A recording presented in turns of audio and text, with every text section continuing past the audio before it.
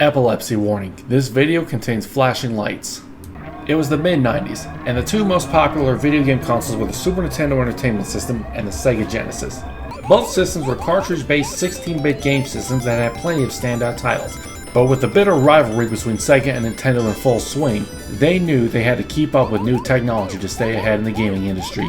By 1995, the Sega Saturn was already released, and it used CD-ROMs and dual 32-bit processors. At the same time, Nintendo were developing their Ultra 64 console, which would be released the following year as the Nintendo 64.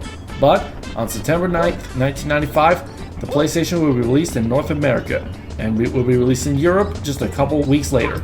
Like the Saturn, it boasted a 32-bit processor and CD-based games, so the games had more storage available and were easier to produce than cartridge games. However, the PlayStation's architecture was far simpler to work with than the Saturn's dual CPU architecture, which made it an attractive prospect for third-party developers. But the question was, how would Sony reach the consumer buying public? The answer would be a pack-in demo disc to show what games were on offer. And while the American PlayStation Pick demo was no slouch with 4 demos and 8 teaser trailers, the European market got a particularly feature-rich demo disc. The demo in question? Demo 1. Okay, it's not the most imaginative name, but make no mistake, Demo 1 wastes no time in showing off what this new 32-bit system can do.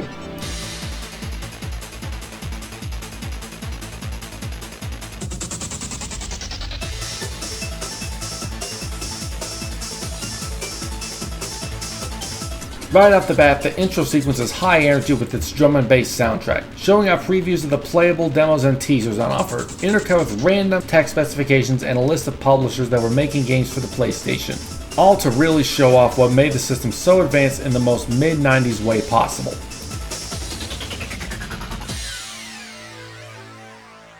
And when you get to the menu, the same music from the intro plays. And unlike the blander PlayStation Picks menu, Demo 1 has a much more dynamic and stylish menu. But it's more than just a futuristic interface. This disc has 7 trailers of gameplay for upcoming releases, 2 tech demos, a music visualizer, and 5 playable demos. Quite a lot for a 650 megabyte CD-ROM. Let's start with the 2 tech demos, which were made in 1994 to demonstrate what these 3D graphics can do. For example, you can slowly control a manta ray while creepy piano music plays in the background. Or you can rotate the camera around a T-Rex and crane its neck around and make it open its mouth. Hey guys! Then there's the VCD music visualizer, meant to showcase the PlayStation's ability to play audio CDs. Just start the program, switch out the disc for music CD, and watch the computer graphics go. From a technical standpoint, it's incredible stuff, and I like seeing my songs get matching visual effects on screen. But this just makes me feel like I'm having a bad trip. Also, I can't play this song for copyright reasons, but if you're curious, it's Basket Case by Green Day. Their Dookie album was my favorite back in '95.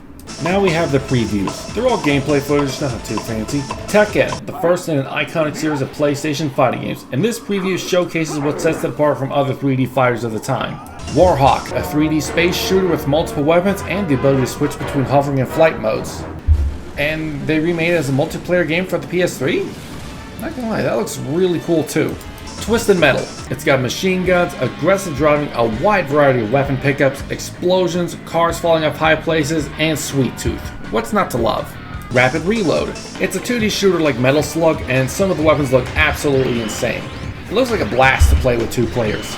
Ridge Racer. It's a simple arcade racing game based around high speed, drifting, and the graphics are bright and crisp despite the limited draw distance. Jumping Flash, a first-person platform where you control a robotic rabbit through a small map full of floating platforms with the ability to jump ridiculous heights, freely look around, and pick up single-use special weapons. Starblade Alpha. It's a rail shooter set in outer space. You point your cursor at the ships, you shoot them. It's simple, but it looks like a really fun pick-up-and-play arcade shooter. Now we get to the main attraction, the 5 playable demos. These were the games meant to showcase what a 3D gaming system with strong third-party support can do. And we start off with Wipeout. Now I love racing games, and Wipeout is one of my favorite racing series on the PlayStation. That being said, this is my least favorite of the original PlayStation trilogy. The controls are a bit too floaty, the physics are kind of wonky, and if you bump into any of the walls, even if it's just flying a little too close to the side, you'll slow down by a lot and very likely lose the race. Even with all that, it's still a good playable demo for showing off a fast 3D racer with CD quality music, and it paved the way for some great sequels later on. Loaded. This is a top-down arcade shooter where you run around shooting people, collecting key cards, health, ammo, and upgrades for your gun. And if you get enough upgrades, well...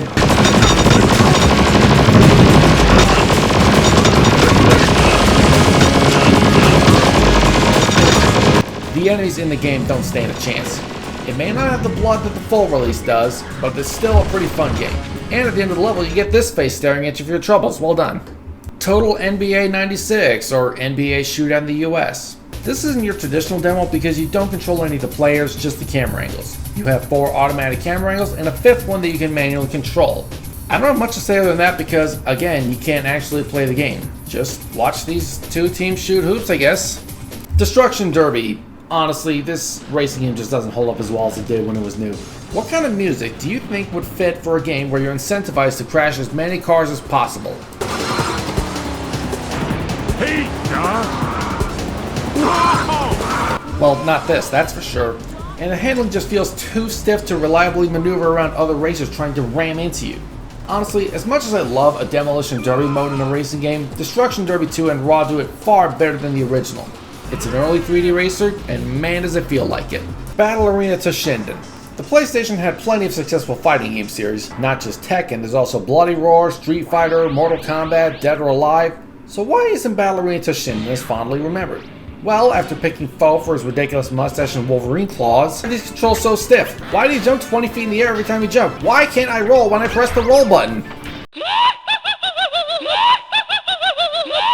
Game over!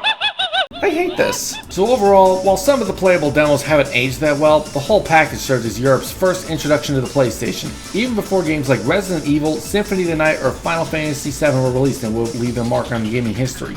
Demo 1 was already proving that this system had great potential, and it wouldn't be long before a certain PlayStation magazine in the United Kingdom would make great use of the demo disc throughout the PlayStation's entire lifespan.